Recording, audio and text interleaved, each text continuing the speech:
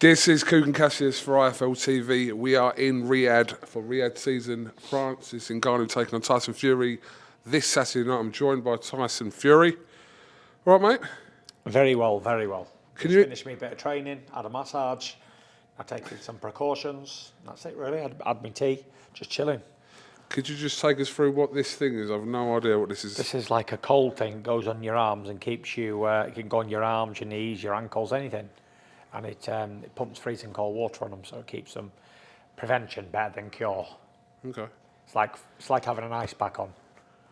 Okay. So yeah, pretty good invention. Never seen one before. Very good. You've been here, what, about just over a week now? Yeah, we got here last Tuesday, I believe. Yeah, 6-hour flight, direct from London. Pretty easy. We've been looked after, got picked up from the airport, straight through customs. Looked after like part of the royal family, to be honest. So, can't complain. Part of Riyadh season, which is obviously something that you've... I think when you've done the wrestling... Yeah, I was here when it first started, the Riyadh season. In 2019, I'd done the wrestling at the Crown Jewel, and we had the opportunity to go around. It was more... Back then, it was like all different like food places from around the world. Everyone got together, like a bit of like a fairground thing. But I think it's changed a lot now. They've got a lot of big acts here and superstar singers and fighters and all sorts of stuff. So a lot's changed since it opened. And here we are today. They've got the biggest crossover fights ever likely to be made. They've got all superstar boxers, footballers, MMA fighters, everybody. So it's a really, really big event. They've got famous actors. They've got everybody. Anyone who's anybody will be at this event. And if you're not at this event, then you're not relevant. That's a fact. Okay. I was with you when you did the wrestling in 2019, and a lot has changed here in Saudi over that kind of 4-year period from what you were doing. Even though that event for the wrestling, there was 50, 60,000 people back there at the wrestling for Riyadh season. So, yeah, a lot has changed though, with boxing especially over that 4-year period. Yeah, a lot's changed. A lot's changed in the whole world, not just in Saudi Arabia in the last 4 years, and especially in boxing over here. And now we've got Turki Al-Sheikh who's making power moves. He's really going to shake up the boxing world like it's never been shook up ever before. And everyone's going to hear about it really, really soon. From what I'm hearing, there's very, very big plans coming soon. And I'm happy that I'm a part of it. Does it feel weird this fight week though? It being in Ngannou and... Not really. It does. The opponent to me is never anything. It's just an opponent, whoever it is. I did the media today, all the interviews and stuff. That's pretty normal. Lots of stuff, lots of interviews and laptop stuff and all that sort of stuff, Zoom calls and whatever else. So pretty normal. And it's quite a while. It's only Monday, so it'll be a lot of stuff coming up the next few days, like the arrivals and weigh-ins, press conferences, public workouts, all that sort of stuff. So it's going to be pretty how boxing usually is, with all the glitz and glamour on top as well. But you say, in terms of your opponent, it must feel a little bit different that you're fighting someone from the UFC this week. It doesn't really, no, to be fair. Like I just said, it doesn't really bother me who the opponent is, whether it's Ngannou or whoever it might be, any of the boxers or any other fighters. It's just an opponent. That's all it's ever going to be. Whoever I'm going to be fighting, it's not about what they bring. It's about what I bring. I can only be the best version of me. So whatever they want to do is up to them. And I don't really concentrate on what they do good. I just concentrate on what I can do good. That's it. Well, why do you think some people would have an issue with you fighting Ngannou? I have no idea. And I don't really care. I don't know and I don't care. And it's not really my business. If someone's got an issue with me fighting Ngannou, then I'm not really bothered. Take it up with Santa Claus, because I don't care. Well, as an opponent, though, for someone who's having his first boxing fight... If I didn't fight Ngannou, forget about the Usyk fight that's been signed. Yeah. I'd have been out all year without a fight, for no fault of my own. True. And the last fight I had was in early December of last year. So I may as well have retired. It was Ngannou that's kept me in boxing, actually. And through Ngannou, I've ended up signing another massive deal. So everyone needs to thank Ngannou, really. Because without Ngannou, I'd have been long retired, for sure, because none of the others were game enough to do a fight. They were all little shitbags, and now they're all begging for a fight. Isn't it funny how the tables have turned? And now they're out in the cold, frozen, and I'm running the show. So it's really weird because at one stage this year there was a lot of uncertainty. I didn't know if I was coming or going. The Usyk fight wasn't happening. After Joshua fought his 2 fights, they called me out. We contacted them, no reply. All these people that wanted to fight, and then it was like, no, we're not going to fight now. Tyson's frozen, he's out in the wilderness. Yeah? So there was a lot of uncertainty going on. I didn't know what I was doing. I didn't know if I'd even going to box again. I didn't really care, to be honest. I didn't care. I made enough money before these fights to not want to box anymore or not need boxing. So it was what it was. If I wasn't going to box anymore, I wasn't going to box anymore. But this Francis Ngannou thing come up, the opportunity to do a big fight with Francis in a crossover event. I always thought, I wish there was someone my size I could do one of these fucking fights with. I see Tommy fighting Jake Paul, and there's all the opportunity to fight all these other guys, and KSI and his brother and all these other people. And I thought, I wonder if there's anybody my size, and then this fight's come up, and obviously he's my size, so I'm happy, very happy. And through Francis Ngannou, other doors have opened, so big shout out Francis. Kept me in the game, kept me in the boxing game, and getting me paid a shit ton of money, so I like this guy. Win-win. I really like him. Francis Ngannou obviously got a reputation as one of the most fearsome people in the UFC. It's his first boxing fight, so we've seen little clips, which I'm sure you've seen on social media, got a little bit... I haven't seen because I've not been on social media for about 4 months. Okay. At all. Nothing. So no one showed you any pad work of... I don't take much notice because I know when I hit the pads on a TV camera or whatever, I fuck around. I do a lot of dodgy stuff. So no one in any serious, sensible mind is going to go and show everything they've got on a camera so everyone can have a look at it. You're obviously just going to be messing around. So I wouldn't take it too serious what you see on a pad or whatever. Are you expected to knock him out? Yeah. How many fights have I had with Sugar? Now, I think I've had 4. Could have had 5, I'm not sure.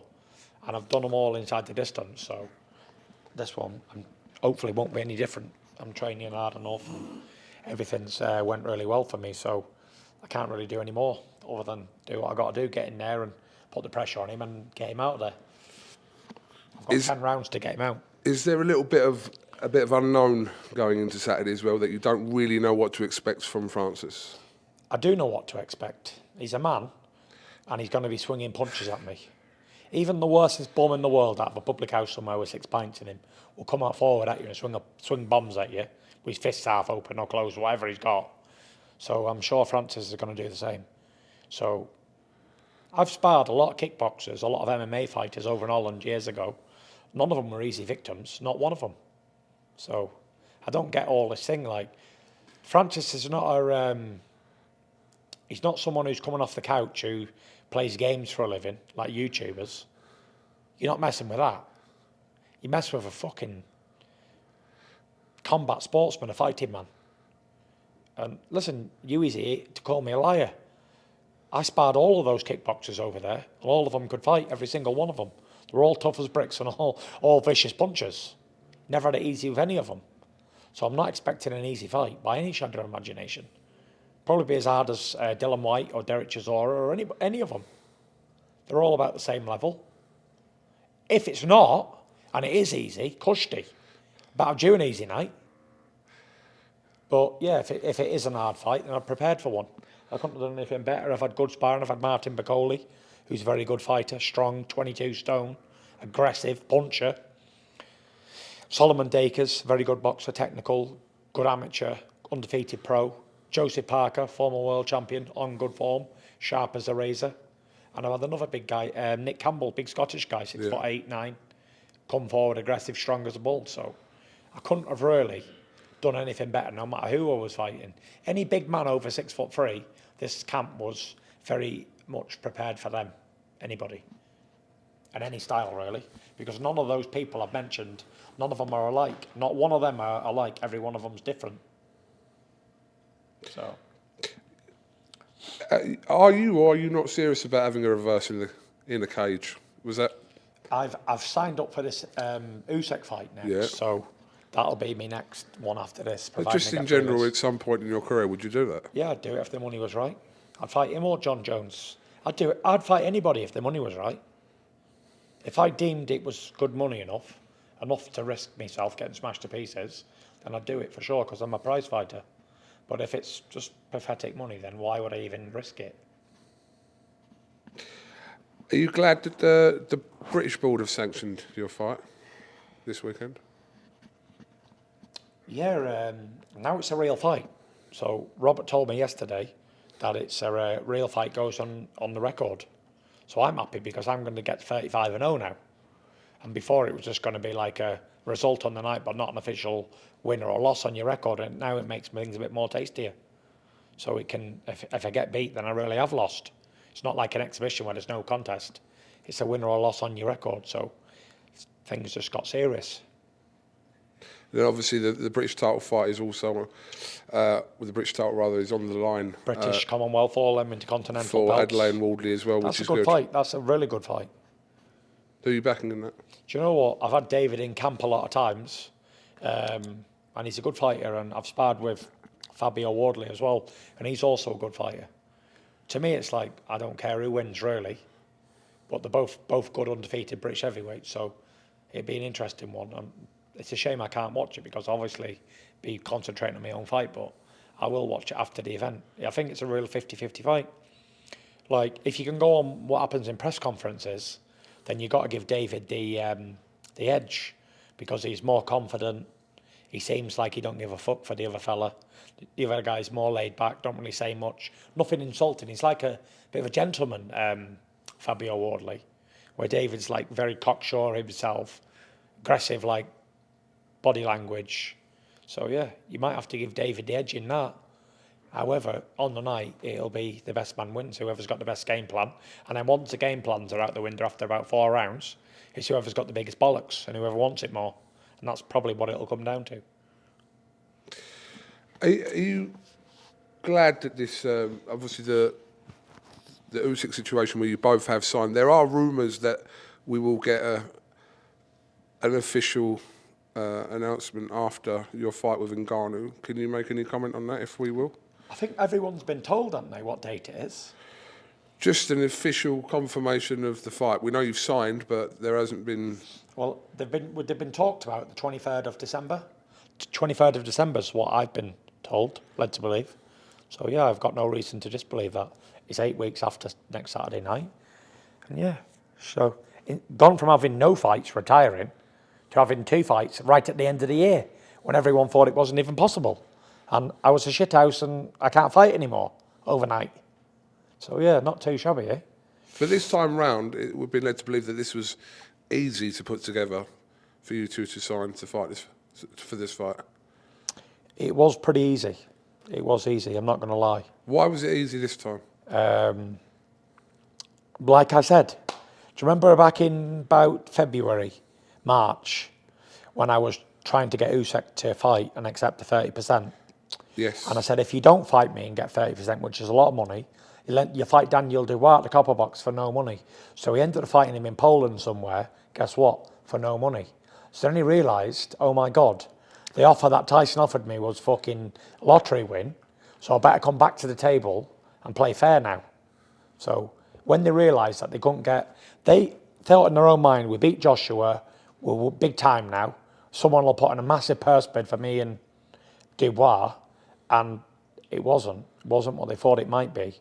So they know that they can't fight anybody else in boxing and get what they can get out of fighting me. So that's why they done it. And that's why it was easy to make, because they got knocked off the pedestal and they realised that they've got nowhere else to go to make money. And that's what we're in this game for. He can go and fight. There must be 100 men out there who are willing to take a fight for the championship of the world. But at the end of the day, we're not in it for that. We're in it for making money. And that's what the game is, prize fighting, making a few quid, going home and enjoying it with your family, and that's it, getting out of there in one piece, whatever. People can talk a load of bullshit and say, oh, it's about a legacy and all that, and I want all the belts and whatever.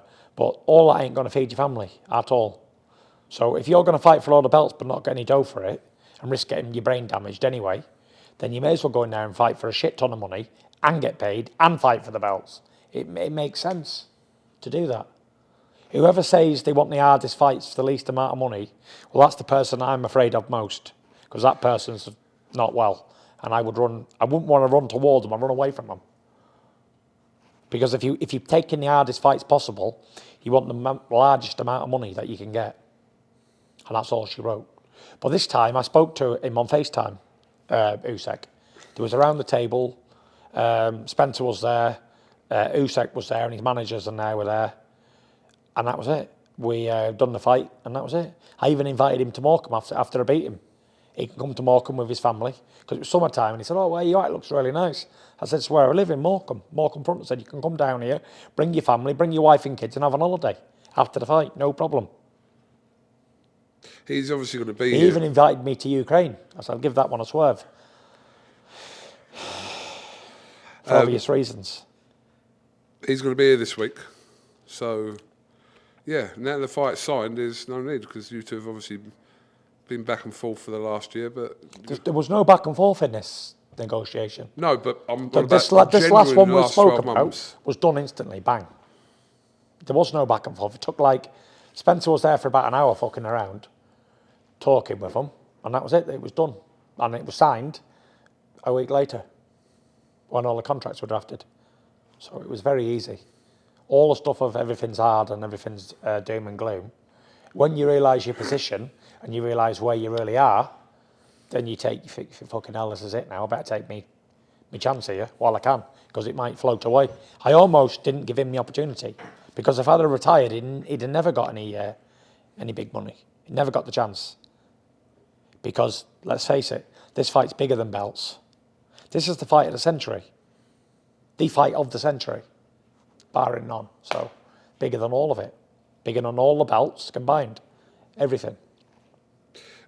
For quite a few months, that was something I thought that was ridiculous, that suggestion of you were swerving Usyk.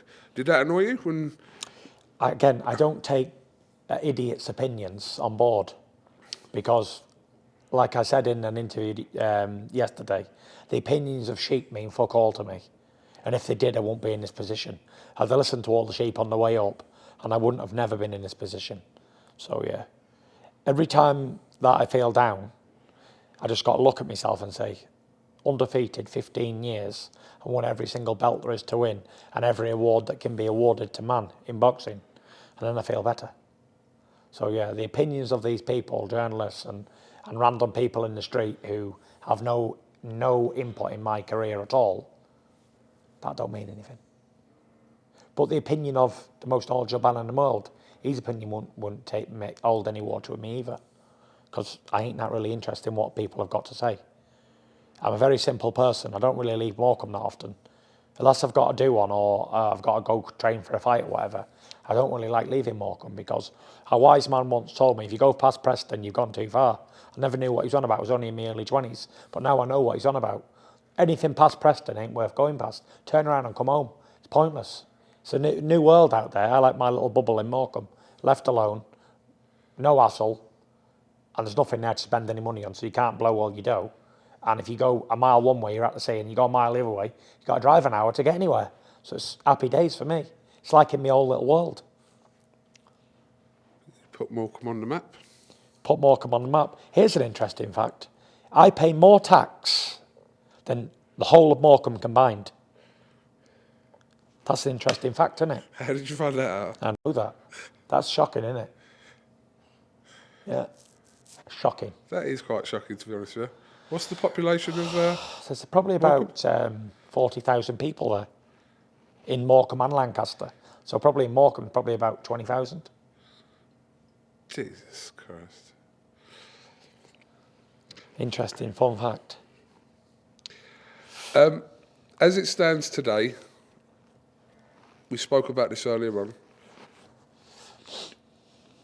To you, this Joshua fight will never happen. As it stands today, is that correct or not? That bird has flown. Do you know why? Because there's one sentence. They're out in the cold, frozen. And that's it. And they're not relevant.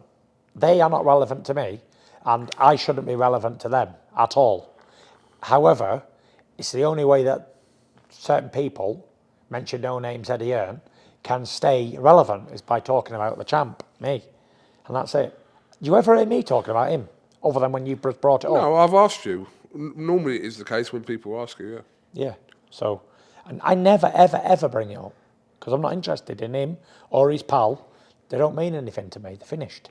They're out in the cold. Just like I was all year. And they were laughing at me. Wouldn't even return Frank Warren's call for a fight. So, yeah.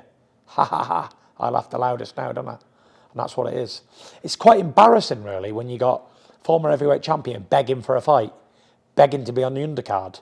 I'm sure I seen something last night. Oh, I hear I'm going to go on the undercard versus Wilder. Is he a child or what? He wants to go on my undercard, him and Wilder, in a battle of the biggest loser. Come on. Go and get your own show, your own promotion, and do that, and be happy with whatever it makes. Like I've been in my career. The people don't want to make $10 million anymore for a fight. Well, that ain't good enough. I made $10 million when I fought Wilder the first time, and I was happy with it. So crack on. But as for all this big fancy money getting thrown around, 70, 80, 90, 100 million I keep hearing, there's none of that. That's rubbish. For them anyway. I asked you... And I'll make sure of it. I asked you 3 or 4 years ago whether you'd be satisfied if you retired from your boxing career and you hadn't fought Anthony Joshua. Can I just stop you right there? Go on.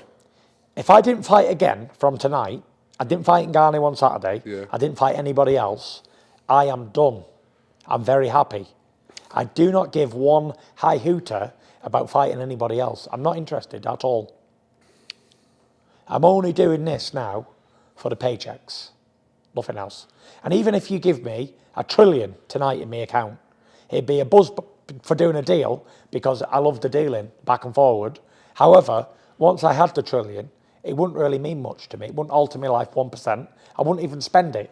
It'd just sit in a high interest account, accumulating money. It'd be pointless. You may as well give it to somebody else because I would not put it to any use. I'd just hermetize it for the next fucking 30 years until I die. It could be tomorrow, I don't know. But it would be pointless giving me any large amounts of money because I'd never spend it. Someone else will spend it for you. And that's what they say. It takes 1 generation to earn it and fucking 2 minutes to blow the cunt. So the lure of potentially earning more money in a Joshua fight than the Usyk fight you come out. I don't believe that. Really? Go on, who's going to pay it then? If the people that are putting on the fight with Alexander Usyk were to, is that a possibility? They won't. Not even possible. Boxing changes though, doesn't it? Nope, definitely not. They're not going to put that fight on. And one thing these people ain't interested in is fights just for no reason. They're only giving a massive amount of money. Because of the belts? Because of the belts, and it's undisputed. All the shit they were going on about before, the road to undisputed, which I don't give one hoot about, to be honest, undisputed. It means nothing. However, that's why we're here, because of that. So, you know, it's fantastic. And that's it. But no one's going to pay that amount of money. Don't make that amount of money on pay-per-view in any country. Even if you sold out Wembley 4 times, it doesn't make what I keep hearing, 100 million. I don't know anyone who wants to pay 100 million each. And he ain't worth 100 million anyway. If I was getting 100 million, he'd be worth 20% of that. He'd be worth 20 million.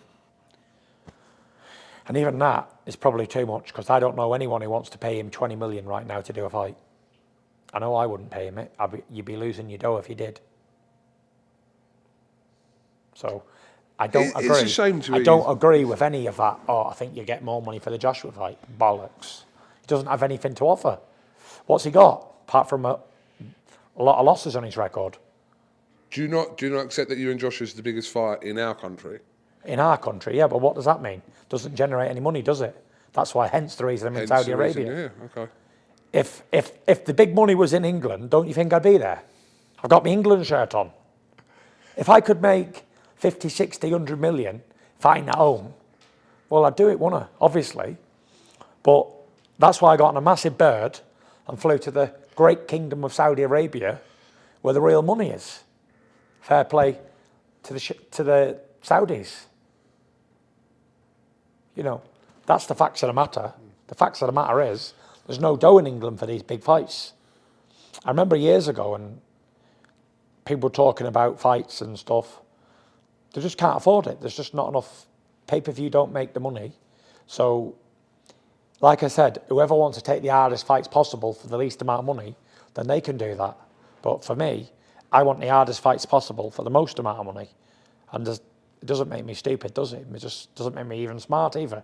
It just, that's the risk. Do you think you'll fight in England again? No. No. I had me 2 fights in England. My 2 farewell fights were Dylan Which were White. unexpected as well, like back-to-back fights at Back-to-back, yeah, at Wembley, home. 94,000 and 60,000. That was unbelievable for me to do that. And now this is the icing on the cake now. I'm doing a massive crossover fight with Francis Ngannou. How good he'll be, I don't know, but I've prepared for an absolute monster. So we'll get that out of the way, and then we'll move on to other business after that. But make no mistake, the other business doesn't mean shit to me, because at the minute, I got the African king to deal with. And regardless of what idiots think, I don't take no man lightly. At all. Especially a monster size of him who's supposed to be able to hit the hardest punch in the world, because he's hit a pad and it's hit it. Whether he can land it on me is a different thing. However, you got to train properly and do the right things, which I have done. I've been getting to bed every night at 9 o'clock, waking up at 6:30. I've done everything. I can't do anything more. If I get beat, he's beat the best version of Tyson Fury. He hasn't beat someone he didn't train. He's beat the top dog. I've done 30 minutes on this arm, cushy. We'll swap it off and get 15 this one in a minute. No, it's all right. Yeah, that'll do that one. It's quiet, isn't it? Yeah, it's all right. It's I pretty hear good. it. Continue. What are your thoughts about... what's your thoughts on... I know you've already been asked this today. Go on. But Joshua and his darkness retreat. I don't buy into it much, to be honest. All the stuff.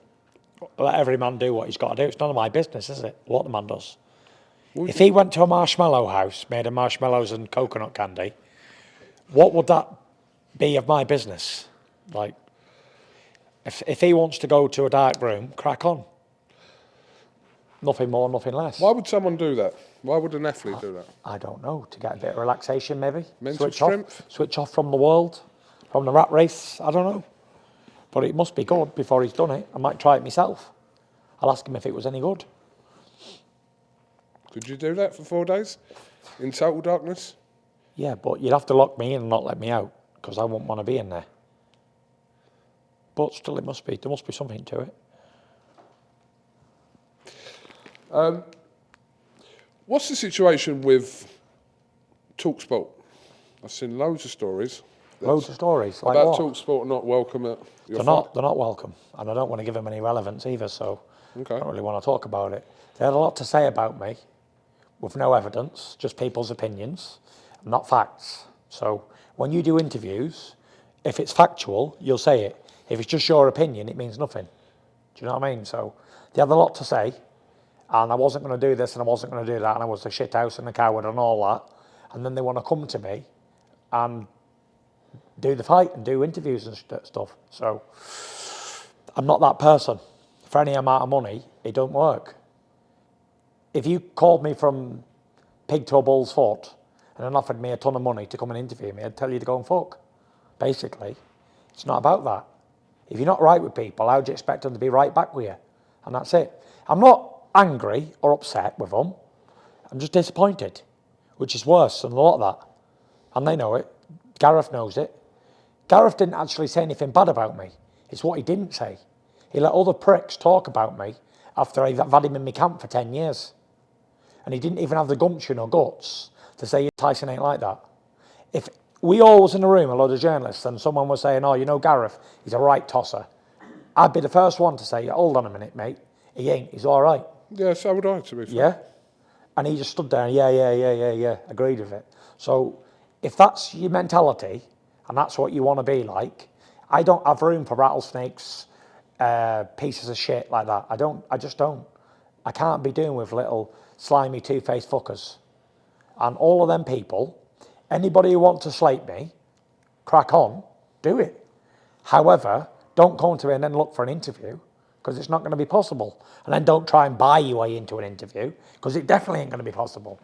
You made your bed, now lie in it. Do you feel like you've battled the media your whole career? You have, haven't you? Battled the media? Yeah. Listen, I'm not the most media-friendly guy. I'm not some trained person who don't swear, and I basically say what I want, and I do what I want, and that's how I live.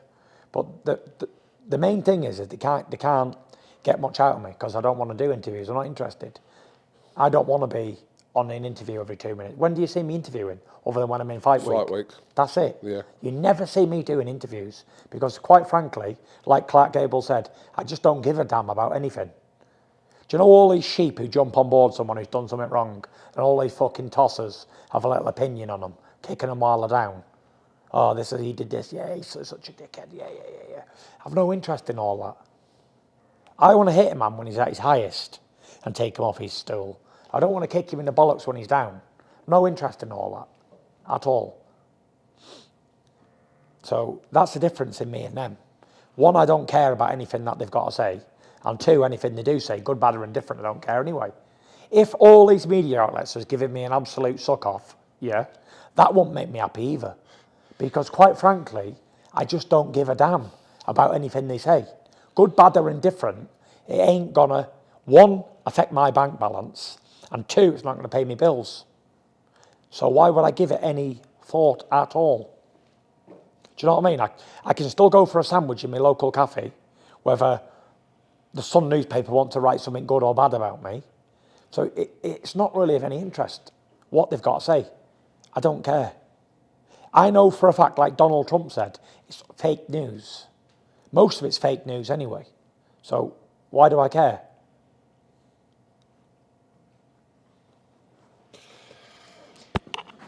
And if they're going to tell something about me that I don't already know, then they're obviously Nostradamus, aren't they? Because anything that the media is going to print about me, I probably already know about it. So it's nothing new. Why would I take anything, make me upset or happy? Oh, look at this interview, Dad. The Mail said I'm a top bloke. I'm a good champion. Great. Really happy now. I'm going to go for 6 coffees instead of my usual 4. Or they said something bad about me. Do you know what I mean? It doesn't hold any weight. And it's probably fake news anyway. So, you know, none of that. I think a lot of these fighters, especially Joshua, they need to take a leaf out of my book. He's even admitted that himself. Wish he could be a bit more like Tyson. Don't care what people think of him. Why would I care about what people think of me? Oh, he's fat, he's bald, he's got stretch marks, he's got mental health problems. Tell me something that we don't already know, motherfuckers. So what? What does it mean? Oh, he's a flawed character, yeah. He's a sinner, yep. He swears, yep. He's fat, okay. Anything else? Chinless, bald, pigeon-toed, whatever they want to say. Can't punch. Can't punch. Does it really matter? Why would that even affect me in my life? Like, yeah. And I never ever get any of this in reality. I do an odd occasion, but never really much. In reality, I meet millions of people every year, and I never get it face to face. So when people, if they talk about me behind my back, then that's up to them. But as long as they don't do it while I'm there, then I don't really care what they say. It's everyone's entitled to their own opinion, and that's all it ever is anyway, someone's opinion. So, yeah, what they print about me or write about me or say about me, good, bad or indifferent, I don't care anyway. I don't know, am I wrong for not caring? No, but I've seen your media, I've called it a battle, but I've seen it for the last 12 years since Dusseldorf, which was how many years ago was that now? 8 years ago. Yeah.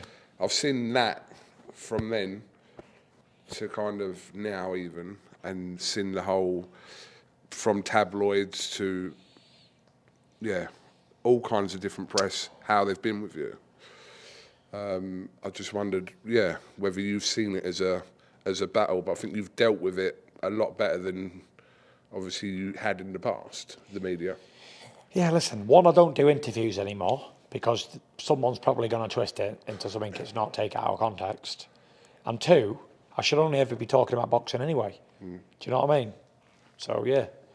And if you don't want to hear about boxing, then you've probably come to the wrong place. It's all we ever talk about. Is boxing, boxing, boxing. I've just started watching your Netflix thing. Yeah. I'm only 2 episodes in. It's quite. There's a lot going on. There is a lot going on, and I think why it was so good and successful is because it was real, and you saw my mental health going up and down every 2 minutes, and you saw the kids running around, you saw real life stuff, and all just how we live at home. So yeah, I think it was a real insight into what we do, and if they want to do a second series with me, but I'm just too busy at the minute with all the stuff I've got going on. So never say never, but you got to always leave people wanting more. That's my motto. They've been filming that for a couple of years now, haven't they? No, they only filmed it for 10 months. 10 months? 10 months last year, yeah. All right. Yeah. Oh, no, do you know what I'm thinking of? The thing you did on the ITV thing. Oh, yeah. Because that was a couple of years ago, wasn't it? Yeah, that was a few years ago, 19, that, yeah. But isn't it funny how everything's changed? How the tables have all turned, and how I'm one of only 3 or 4 champions left in Britain now, where it used to be loads, and I was the worst one of them all, and I was the one who was going to get beat first and all that. And now I'm one of the last ones standing, so I'm the oldest. Madness. I remember when... Am I the oldest British world champion? How old are you? 35. 35. I think I am. Male world champion. Yeah, for sure. There's only me, little fella, and the other little fella, aren't there? Sonny Edwards. Yeah. Joe Cordina. Joe Cordina. 2 little ones. Me. Well, Lee Woods just relinquished his belt. Yeah. Umar, anyone else? Who? William Smith. Chris. Oh, William Smith. Is he still world champion? Someone told me he's got a problem, injury. He's defended his world title in December. Oh, is he? Yeah. Against Oh, that's good Masterneck, isn't it? Yeah. Oh, that's good news. And so, yeah, I am the oldest fart out of them all. I did. Obviously, I see you in Manchester. None of the women are older than me, are they? Yeah, Nina Hughes is 41, Is I she? think. Fair play to Yeah. Nina Hughes. Nina is 41. Hope she don't mind me saying, but she is, yeah. Never reveal a woman's age. You've had it now. You've told everyone Gonna that punch she's me out the 41. ribs. I didn't really speak She's to got to be an inspiration now, hasn't she? 100%. She was, To anyone. 41-year-old world champion. yeah. It's good. Better than even Vladimir Klitschko did that. Yeah, Tyson, I didn't really speak to you after Tommy's win over KSI, but yeah, it was a mad night in Manchester for that Prime card. Yeah, it was. He got the job done. Good. It was a good night. If you look at the crowd there, it was very different to the usual boxing crowd. You had kids there, you had women there, you had full families there. Even Eddie Hearn brought his daughter there. So there was a lot of, Mo Farah brought his kid there as well. There were a lot of people bringing the kids to watch this. So that's interesting, isn't it? Where usually they won't bring children to real boxing. It's not really a place for kids, but that seems to be a place for kids. There was a lot of kids there. But yeah, Tommy did unbelievable. Got the victory and got paid a ton of money. So absolutely fantastic. And if you look at the boxing, as in the light heavyweights or cruiserweights, if you combine them all together, all the world champions, then they probably wouldn't have made as much money as Tommy did on the night. So you got to be very, very, very happy with that. I think KSI's appealed the decision. What do you think about that? Oh, I don't know. I've never really known boxing decisions to get overturned. I think they talk about it for a week, like Daniel Dubois did with the low blow thing. Frank was going to do this and he was going to appeal the decision and get it turned over and all that. But after about a week of people complaining, it just dies off, doesn't it? It's old news. No one really cares after 2 minutes. But if you don't get the decision on the night, you can kiss goodbye to getting a decision. Unless they make it a no contest, which has happened in the past, but quite rarely.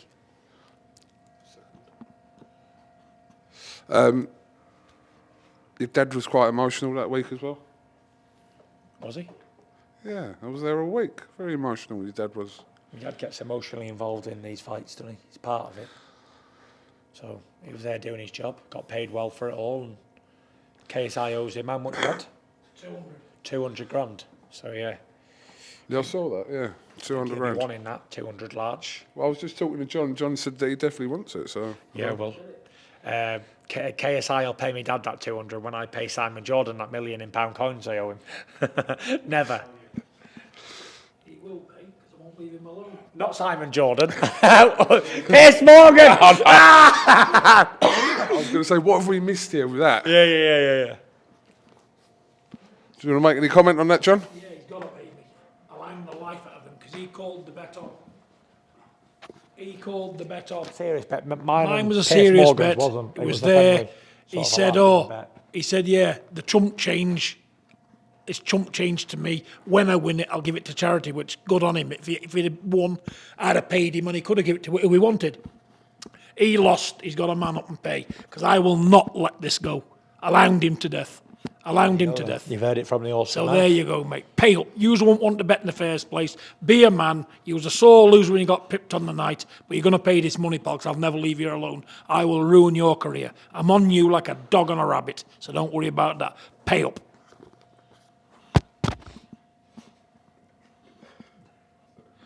Anything else we've missed? 1 minute to go on the game ready.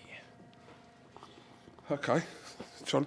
Thank you, John, for Clearing that up. comments. But yeah, apart from that, you're all good. Life's good, Tice. How's your baby? Yeah, the baby's good, so Paris tells me. I've only seen him 3 or 4 times since he's been born 5-6 weeks ago. Obviously, I've been in training camp and I take it very serious. And for me to go into dad mode from fight mode, it's not a good idea for me. So I tend to just stay away as much as I can. And that's what I've been doing for the last 12 weeks. Been in camp, training away seriously. 7 kids now. Done? I don't know, you know. Find out. If I keep going with boxing, then I probably won't be done. But if I stop boxing, I will be done. Is it difficult to miss all these early stages of when your kids are born sometimes? Not really, to be honest. If I'm being honest and open with you, then it's not that really difficult because I'm in a training camp. I know I keep banging on about it, but I'm getting paid to do this. Do you know what I mean? I'm not doing it for charity. I'm not doing it for the goodness of my health. I'm actually being paid to do this job. And the payment that I get for doing this job, it keeps them in 1, a house, 2, clothing, 3, food, and 4, all the bills paid. So if I didn't work ever and I didn't miss all the births of the kids and all that, then they wouldn't have the lifestyle that they have. So one day they'll thank me for it, which I think is fair comment. No, of course. You're only doing it for your family, so... I'm sacrificing certain aspects of stuff, like being there for births and things, if I'm in training camp, for the greater being of my family. I wasn't there for my first child. I wasn't there for a couple of them. 3 of them, I think. 4. So, yeah, sacrifices have to be made. Birthdays, Christmases, whatever it is, they have to be sacrificed in order to pay for stuff and give them the life that they are accustomed to, which is not that good, really. No better than anybody else's, but they're alive and well, so they've got me to thank for that, really. Okay, well, listen, I do appreciate your time. It's quite late here in Riyadh, but... Yeah, I've got to stay up because the fight's not on till 1 o'clock in the morning. Do you keep yourself up every night? I've been keeping myself up as long as I can, yeah. Obviously, when I'm at home, I go to sleep at 9 o'clock at night.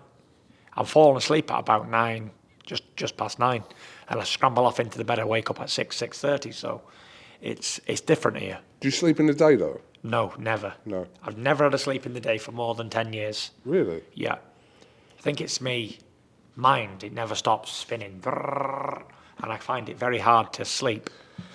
And I find it hard to sleep when I'm not doing a lot. I won't lie. Like, while I'm not training properly here, just taking over, doing a little bit of stuff, it's fight week, then I'm not exhausting myself. I'm not doing any jobs in the day, so I find it difficult to sleep. Where at home, I get up at 6 o'clock and I don't stop until 9 o'clock at night. I'm on the go all day. One job after the next, bang, bang, bang, bang, bang. 2 training sessions and everything else, all the other jobs I've got to do. So, yeah, and by the time it gets to 9 o'clock, I am tired. I don't even have time to do much. I don't even have time to watch television because I'm out. Every time we put a movie on or anything, I'm gone 10 minutes into it. So, yeah, I live a very, very,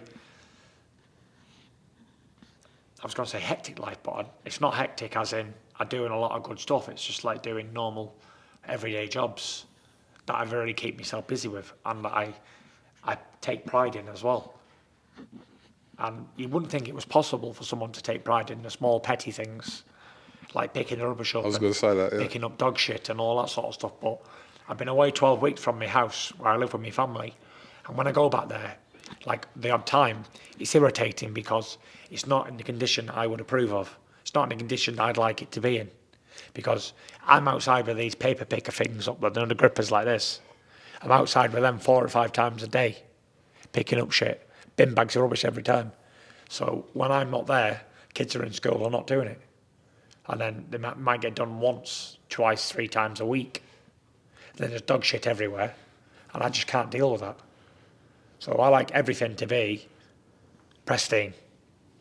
And I've earned the right for it to be pristine. I've had my brains knocked out for years, and I've sacrificed everything I've ever thought was possible and more to have a nice home. And I've come outside and not have all rubbish and shit everywhere. And it drives me mad when it's not like that, because it should be like that. And while I'm not there, it's difficult for Paris to get in. Her mum, when he's just had a baby, literally a few weeks ago, to get in 3 big bins and start ripping them out, putting her hands full of dog shit and stuff, which I do every single day. I make tip runs 4 times a week because the bin man only comes twice a month. So I'm at the tip. It's like my second home, the tip. They see me more there than anywhere else. But that's how I like to live. I like to keep everything pristine. And if it's not pristine, it drives me mad. It must be my mental health, because I can't rest unless things are level. Even cushions, they've got to be in the right position. It's obviously very hard to live with, and obviously it's hard to be around, because no one's like that really. OCD, ADHD, all the above. And that's it. I can't keep still, and I've got to be on the go all the time. One thing to another, one job to the next, to the next, to the next. And I even give myself little jobs, and these will say, they're not fucking jobs. But to me, they are. Like, there's so many aspects of your life, even though obviously Very complicated. you've got money, but there's so many aspects of your life that are really normal that people find surprising. You know, like there's pictures when you've been in Poundland before, and it's like Tyson Fury in Poundland, or somewhere like that. Asda or Aldi or whatever. Aldi or wherever. But where do rich people shop? Is there a rich person shop like? Or I'm only shopping here because it's for rich people? I don't think so. Like, I think I've gone tighter. I've tightened my belt up, I think, in the last 5 years, I would say. Years ago, I'd buy things, expensive things, and enjoy them and whatever. Now I won't. I don't think I deserve them. Yui goes on at me over it. I'll have the cheap Alster chocolate fingers instead of the Cadbury's ones. I'll have all stuff like that, like not the real cans of Coke and that, like fake ones. What, own brand? Yeah. And I don't know why, because it's not like I can spend the money I've got really, but it's just me. Just the way I am. I'm always looking for a deal. Like, I'd never go in a garage and buy 1 bar of chocolate for £1 if I can get 4 of them. I believe this. This is I'm being gospel truth. Like, I'd rather get like a 5-pack of chocolates for like £1.20 rather than get a single one, even though I'll eat all 5 and I don't want to, because I can't. It's what's been bred in me. Once a poor man, always a poor man. You never ever leave it. Ever. And I'd go to Asda. I love Asda because it's always got good deals on. Shout out Asda.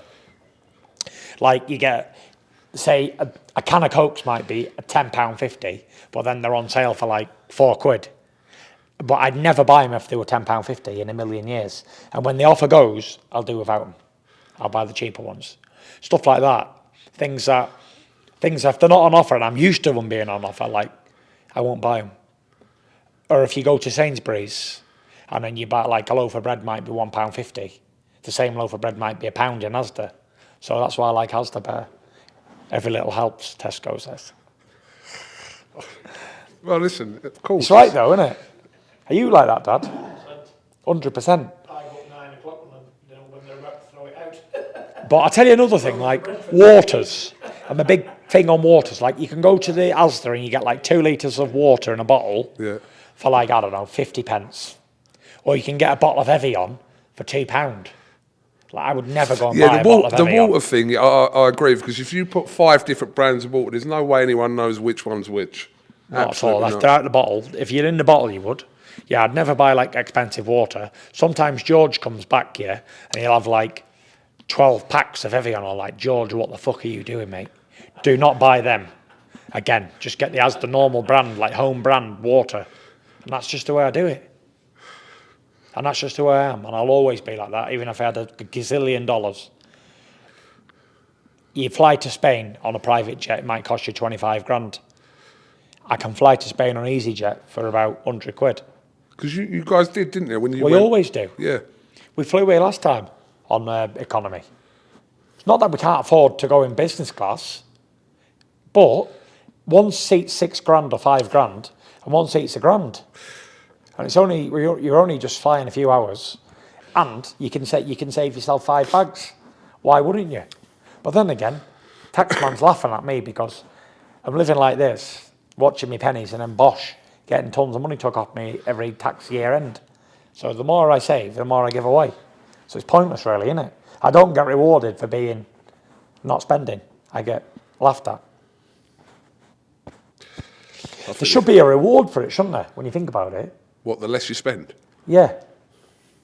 If you're clever with your money, like, and you're tight, then you should get rewarded for that. If you blitz your money, if I'd blown all my wages, I wouldn't even be able to pay me tax, would I? So, yeah. But some things you can never grow out of. Like, you can never, ever, ever, ever, ever grow out of it because it's what you've been brought up to do.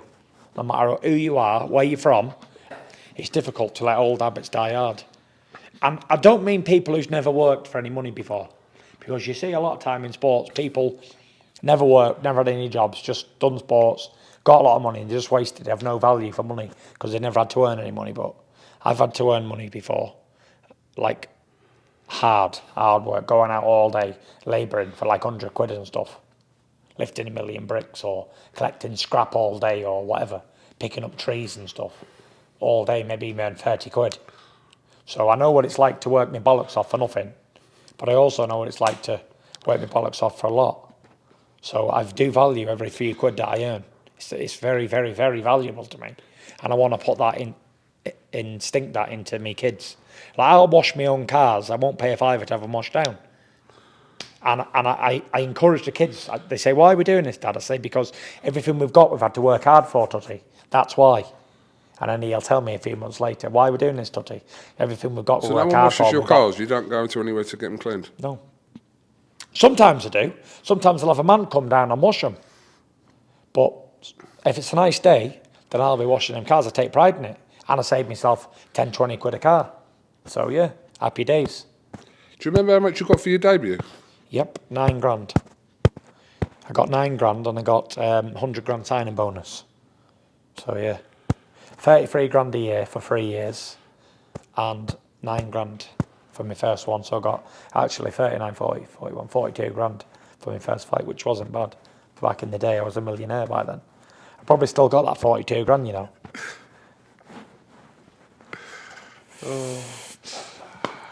Okay, Tyson, listen, I much appreciate your time. This is going to be an interesting week. So by the time But yeah, this is a lesson before we go to all the young sportsmen out there, sportsmen and women who are going to enter professional careers and, you know, might have the opportunity to earn a few quid. Careers are short. Don't blow your money. Invest it in something sensible. Small return, slow return as properties, but they're always safe, as they say, safe as houses. So if you can, get yourself on the property ladder, because it's only going up. Things are getting more expensive by the year. Don't waste your dough, because it's a short career, and after the career, 99% of us, including myself, don't have any education, and we can't go into anything else. So you've got to be very, very, very shrewd with your few quid when you get it, because very easy to spend, but very hard to earn, and that's coming from knowledge. And another thing I'd advise you is get a very, very good lawyer if you're doing any business.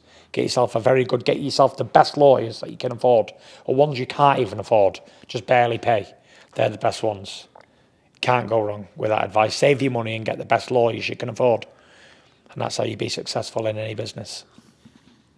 Okay. And shop at Asda. Shop at Asda, Netto, whatever you want. Netto's even gone, or I'll be shopping there now. Netto? Yeah, do you remember that? Yeah, it's not there anymore, is it? Just retired, but Aldi's a good shop. Fresh food, cheap prices, and yeah, not bad at all. Good stuff in Aldi, to be And fair. you might see the Gypsy King in there. Where do you shop, John? Me? Yeah. I don't shop. Oh. He said he doesn't shop. He just goes round to all his mates for tea every night. Don't blame him if you can. So that's even Don't me blame dad. My him. dad's even tighter than me because he won't even buy any shopping. He just goes round to other people's places for their food. I got enough sun Yeah, you've earned the right, John, to be fair. Here's a question. Where do you shop? M&S, Waitrose or something like that? I'll go Tesco. Tesco's all right, but Tesco's... With the club card, you do save you a do few get quid. all right, don't you? Get some good dues. Because they do like 24 cans of drink for like 15 quid, or with a club card for £1. Not a pound, but like 5 quid. Yeah, not bad, is it? If you drink Diet Coke, that is. Do you not drink Diet Coke? I love Diet Coke. There you go. Right, on that note, shall we sign out? Yeah, Tyson Fury, thank you very much. I'll let you sign us out. Yep, Tyson Fury from his hotel room in Riyadh, the great kingdom of Saudi Arabia. About to knock Francis Ngannou out on the 28th of October, 2023. Be prepared because a storm is coming your way. Thank you very much.